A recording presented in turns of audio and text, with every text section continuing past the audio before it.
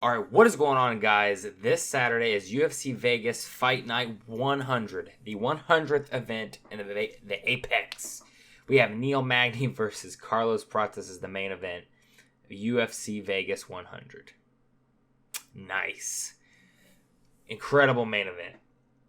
But we're going to start off with the prelim opener of Tresean Gore versus Antonio Tricoli. Tresean Gore coming off the one of a Josh Frim. Antonio Controli coming off that loss to the Pirate. Why did I forget his name? Sherbolt Magomedov. If I'm being completely honest, he looked like dog shit in that fight. Looked slow. His takedown entries were terrible. I give Gore the power and wrestling advantage in this fight. He is very inexperienced as far as MMA fights go. I would give Tricoli the BJJ advantage. I'm going to be going Tresean Gore. Do I want to go via decision or like late knockout? Kind of like he lost his last fight. I'm going to go via decision. Gore's not as good a striker as Sherbolt Magomedov. Is that his last name? Sherbolt, you know who I'm talking about. The Pirate. Doesn't have as good a striking as him. He's got decent wrestling. And he's fought a couple of taller, rangy fighters before, so that will help him, I'm hoping, in this fight. So I'm going to go Tresean Gore via decision versus Antonio Tricoli. Moving up the card, we have Gaston Bolanos versus Cortavius Romeos. Cortavius Romeros. That has to be wrong. He is definitely more than 1-1. There's no way. Yeah, he's definitely more than 1-1. That's got to be wrong. Watching back their fights, I'm gonna go Cortavius via second round submission. It's either gonna be a rear naked choke or an armbar. He has like 4 wins via armbar. Gaston Bolanos, he's a kickboxer, not the best grappling. So I think Cortavius, I would give Cortavius even the power advantage, but Gaston has such a long, 70 to a 6. I guess it's not that big of a reach differential. I thought it was going to be way more than that. Only 2.5 reach advantage for Gaston Bolanos. But I'm still going to pick Cortavius to win. I think second round sub. I think he'll wear on him in the first round. And then second round, he'll be able to get him down, take his back. I'm going to go rear naked choke. Cortavius, rear naked choke, second round. Moving up the card. Poopy, this is shit. Melissa Mullins versus Caldua Segula. I'm going to go Melissa Mullins via decision. They don't even have anything listed for her. She's making her debut. They're both garbage. I think Mullins is just slightly less garbage. I'm not going to waste any more time on this garbage fight. Thank you. Moving up. We have Cody Stamann versus Damon Blackshear. This is low-key going to be a good fight. Both coming off of losses. Believe Damon Blackshear's on a 2-fight losing streak. I think Stamann is as well. Stamann, really good wrestling, good power, kind of like a bantamweight Michael Chandler. Just throws wild, crazy punches. Blackshear does have good power in his own respect. Man, that's a big reach advantage. I didn't realize the reach discrepancy was that big. I'd give him the jiu-jitsu advantage. He does have good wrestling himself. I'd probably give Stamann the wrestling advantage, but Blackshear does have some good, weird, unorthodox takedowns. But I don't know if they would work as good on Stamann because with him being so short and stocky. But for my official prediction, I'm going to go Damon Blackshear via decision. I think his striking is better than Cody Stamann. He has that big-ass reach advantage. I think he'll be able to use his kicks and his boxing, keep Stamann at bay. I think he'll most likely keep it on the feet, but Cody Stamann's really hard to get out of there. Really durable. I think he's only been finished by knockout once or twice, so not very many times for as many fights as he has. I think it'll be tough enough to stay all 3 rounds with Damon Blackshear. So I see Damon Blackshear winning via decision. Moving up the card, Matthew Simmelsberger versus Charles Radtke. This should be a good fight as well, and I was going back and forth a lot on this fight.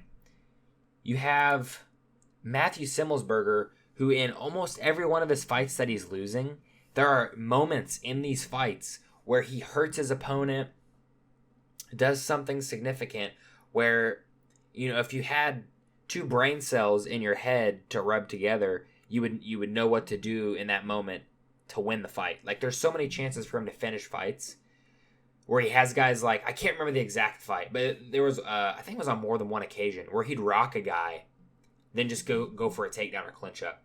It's like, what are you doing, man? I'm assuming that's where Radtke, is he a favorite? Yeah, he's a favorite. But I don't think he's that good. I don't think Charles Radtke's that good. Matthew Simmelsberger, I think he's got pretty decent wrestling. Definitely has good power. I'm going to go Matthew Simmelsberger. I'm going to be picking actually a lot of underdogs on this card. I think he's going to knock out Charles Radtke. I'm hoping and praying that he can muster up with his shitty haircut. He can muster up a couple of his brain cells. He will rock Charles Radtke, and I am seeing a Matthew Simmelsberger first round knockout. Could be a TKO. Let's hope he can use his brain cells and get him to win this fight. So that's my official prediction. First round knockout for Matthew Simmelsberger. Moving up the card. Okay. Difficult names.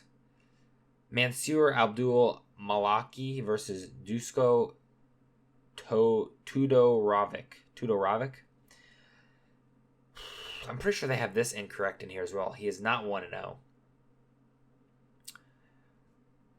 Watching back the tape, I know he's making his debut. I think he's like 5 or 6-0. I really need to pull Tapology up so I can have the numbers when they don't have them on the UFC's website. You'd think the multi-million-dollar company would have the statistics for their fighters that are fighting in less than a week updated on the website. You would think they would, but I think Mansour is the better fighter.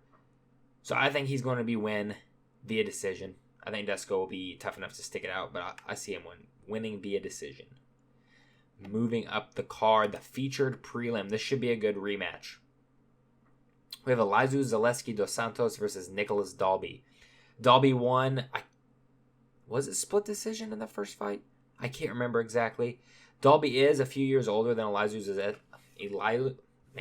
Zaleski dos Santos. I can say his name. I promise I can say his name. Let's see. Ancient half reach. Dalby's looked very good in his last few fights. Arguably could have won his last fight versus Renat Fakhretdinov. Zaleski dos Santos went through, I think it was a split draw or a draw in that fight with Renat Fakhretdinov. I can't remember if it was a split draw or all the judges had it a draw.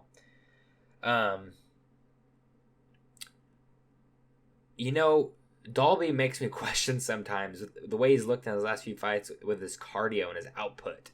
He's had tremendous output in all of his fights. I think he's going to win this fight again. I just think he's more well-rounded. Dos Santos has taken, even though Dalby is older, he has taken way more damage, has been in way more wars than Nicholas Dalby has. And I think Dalby's just more well-rounded. Dos Santos, I give him the jiu-jitsu advantage, but Dalby does have good takedown defense, decent wrestling, and good kickboxing. So I'm going to pick Nicholas Dalby via decision again. I think he'll beat him via decision again. That should be a good fight. That's a good feature for an Apex card. That's a good featured prelim. Moving on, opening up the main card. This is actually a pretty decent women's MMA fight. Finally, unlike the previous one we had on here, we have Luana Pinheiro versus Jillian Robertson. This should be a good fight. Pinheiro wanting to keep it on the feet, and Robertson wanting to get that submission. Robertson's kind of going on a streak recently. She's had her ups and downs in the UFC. I don't think she's particularly old. I think she's like 30. I think she's going to continue the hot streak. And I'm going to be going Jillian Robertson via first round rear naked choke. I think she'll be able to get the back of Luana Pinheiro and get the sub. If it's not the first round, I for sure see her getting that sub in the second round. Moving on. This was a very tricky fight for me. What does it have the odds on here? It does not have the odds. I'm assuming. Anyway, we have Gerald Meerschaert versus Rener de Ridder. Former 2-division champion over 1 championship. Then you got Gerald Meerschaert, crafty veteran. I want to say hard to put away, but he can be knocked out. But as he showed in his last fight, he can fight through adversity. Got absolutely rocked by Edmund Shabazian, and Shabazian does it all the time. He gets someone hurt badly, doesn't get the finish, gasses out, then loses. It happens to him time and time again. And Gerald Meerschaert has shown very ability to survive, and then once he survives, continue to push forward. So if you empty that gas tank, which I don't think Ritter is going to have a problem with the gas tank, and he was a former 2-division champion at one championship, so he's used to fighting in 5-round fights, I would assume. This is a tricky fight, though. They're both kind of older. Meerschaert is, I believe, 3 years older. I think he's 37, where Renner is 34, I believe. So they're both older. Both have good jiu-jitsu. Wrestling. Not the greatest wrestling for both of them. For my official prediction, I'm going to be going Gerald Meerschaert via decision. Honestly, I think the jiu-jitsu and the grappling is probably going to cancel each other out. And I think Meerschaert's better on the feet. He's not good. He's kind of slow and sluggish. But in Ritter's last fight, he looked like shit. He got clipped up and immediately got the takedown. Well, went in for the takedown. I can't help but seeing him in that last fight he had. Now I know all the fights he's won and one championship. Going back and looking at those opponents that he's faced, half of them are like old guys. Like Meerschaert's age-ish. I just think Meerschaert's fought the better competition, for sure. Obviously, he didn't have as much success as Ritter did. But I think Meerschaert's going to be able to hold his own on the feet. And I don't know if he'll use his grappling in this fight. It might just be contested on the feet since they're both very good at grappling. But I'm going to go Gerald Meerschaert via decision. Moving up the card, Ricky Turcios. Oh, here we go. If I can say his guy's freaking name. Bernardo Sopai? I'm assuming that's how you say it. I have no clue. With the J there at the end of it. Ricky Turcios, last fight, lost to Raul Rosas Jr. I was at that fight live. Pretty good fight. Bernardo was winning his last fight, and that was also his debut. Looks at the clock. As he's looking at the clock and looks back, what's that guy's name? Oliveira. I can't remember his first name, but I'm pretty sure his last name's Oliveira. Goes in with the flying knee. Might have been a switch flying knee. I can't remember exactly. Knocks him out. But up to that point, he was winning that fight. So I'm going to go, if I can say his damn name, Bernardo Sopai via decision.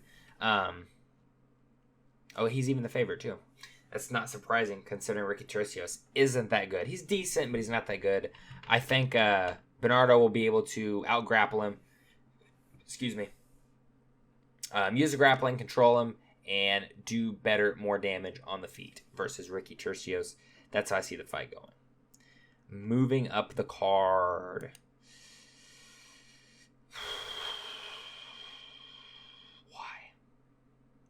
Why? I would rather have that open up the main card and this up as is it the featured fight? Yeah, this is the featured fight of this fight night.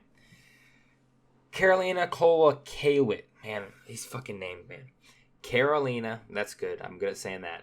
Kowalkiewicz. I think that's how I say it. Versus Denise Gomes. She's old.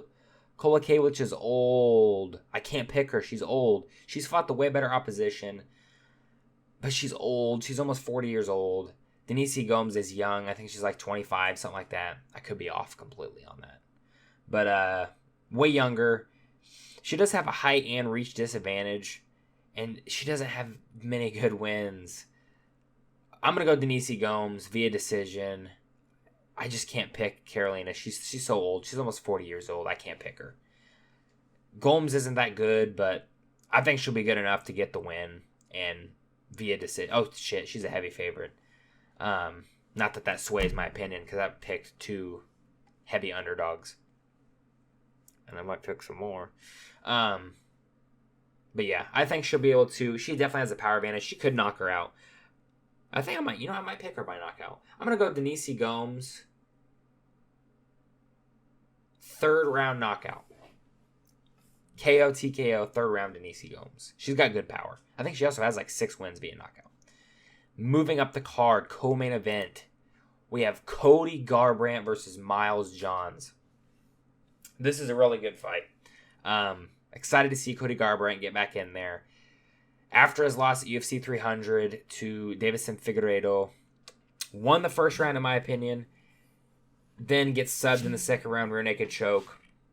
Was looking good in that fight. Before that, 2 back-to-back wins. The guy with the ugly hair, what was his name? Brian Kelleher, and I can't remember the win before that. Kind of a boring performance. But it was a much-needed win. A confidence boost for Cody Garbrandt. Get him back in the win column, and then getting the knockout over Brian Kelleher.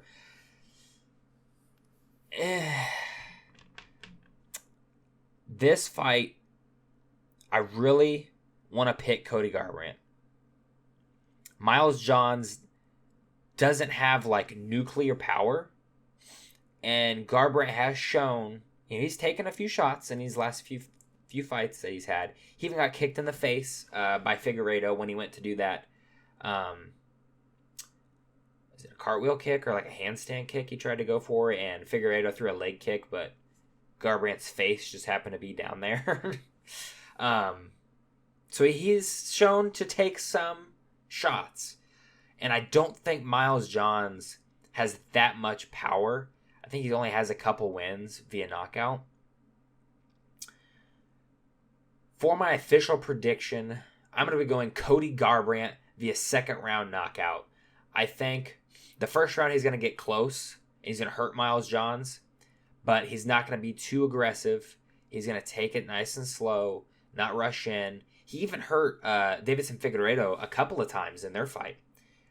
Stung him really good once. He's got the speed advantage. He's got the power advantage. He has pretty decent wrestling and good takedown defense. So even if Miles Johns tries to implement the grappling, I think Garbrandt will be able to negate it.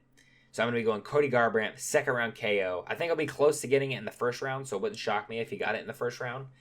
But I think in the second round, he'll put it all together and find the shot to put Miles Johns out. Moving up, the main event, UFC Vegas 100.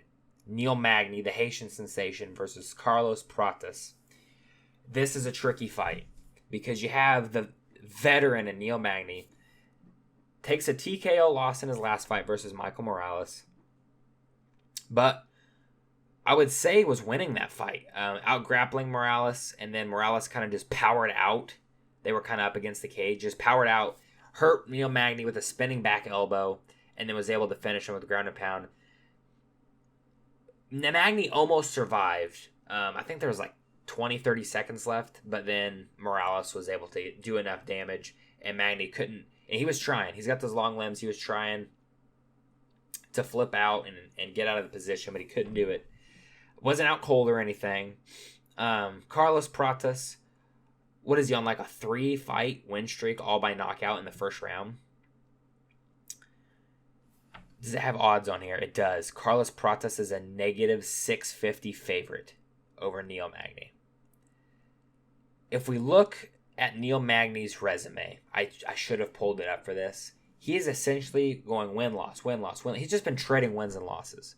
And Prates is on this hot streak. In his last fight, knocking out the Leech. I believe that was the first time Li Jingliang has ever been knocked out before.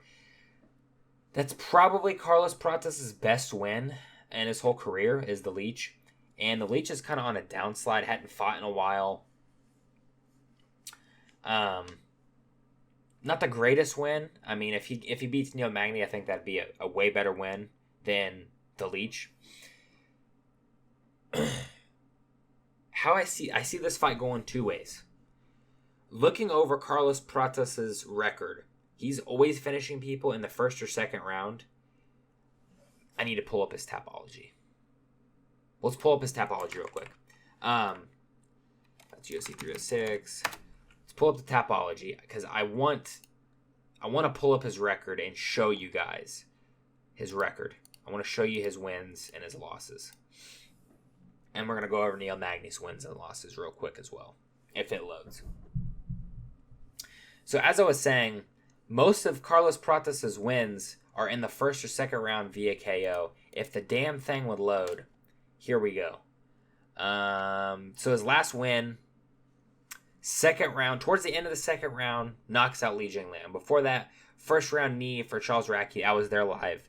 I was getting food, funny enough, when that fight happened. Or when that finish happened, so I saw it on the TV. I didn't get to see it out. Before that, Trevin Giles, Mitch Ramirez, Poopy, doesn't matter. Charles Radtke's, he's okay. Again, Leech is probably his best win. But if we take a look, first round, second round, first round, second round, first round.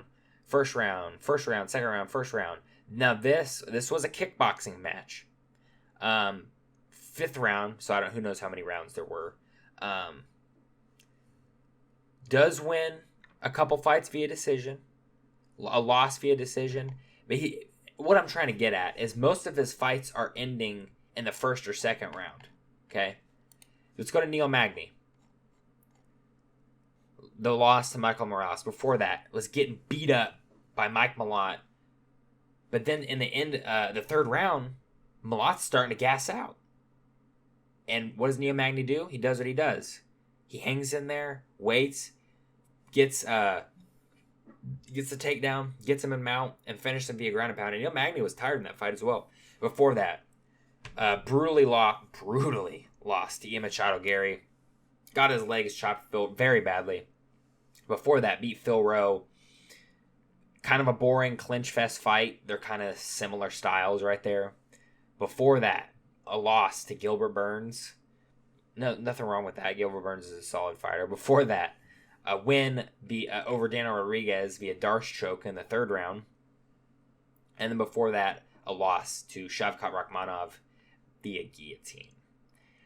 What I'm trying to get at here is Neil Magny has exposed people in the past with their cardio issues. So this is the two paths I'm seeing this fight going. I'm seeing Carlos Prates finishing in the first or second round. Or, this is a 5-round fight. Neil Magny will finish him in the later rounds when he is gassed out. I mean, this guy smokes cigarettes. Like, when is to celebrate wins of his fights, he smokes cigarettes. He actively smokes cigarettes. So how good can your cardio be if you're constantly pumping it with chemicals? So, very hot take. For my official prediction, I'm going to be going Neil Magny via 4th round TKO. I think he's going to be able to weather the storm early of Carlos Prates. If he gets him hurt, Neil Magny is very good at surviving. Obviously, in his last fight, he wasn't able to. I think he'll be able to weather the storm of Carlos Prates early. I think Prates is going to get tired. He's shown he has not went 5 rounds. Well, in MMA, that is. Neil Magny has the cardio advantage. Prates has all the other advantages. He has the technical striking advantage, I would say. Kicking advantage, I would give to Prates. The power advantage, I would give to Prates. But it's the cardio and the durability and the toughness of Neil Magny that I think is going to win him this fight. So, I think Prates is probably going to win the first 2 rounds and then win most of the third round. But then towards the end of that third round, Neil Magny is Prates is going to start slowing down and Magny's going to start speeding up. And he's going to keep putting it on him. And then in the 4th round, Prates is going to be exhausted. And that's where I see Neil Magny getting the finish. I'm going to go with Neil Magny, 4th round, TKO over Carlos Prates. I can also see Neil Magny getting a submission. Has he ever been subbed? So he has been subbed before. Prates, that is. So I could also see Neil Magny getting a late round submission as well. That's my hot take pick for UFC Fight Night, Magny versus Prates, UFC Vegas 100. Let me know who do you guys think is going to win in the main event in the comment section down below. If you are new, subscribe to the channel, drop a like on this video, and I'll see you guys in the next video. Bye.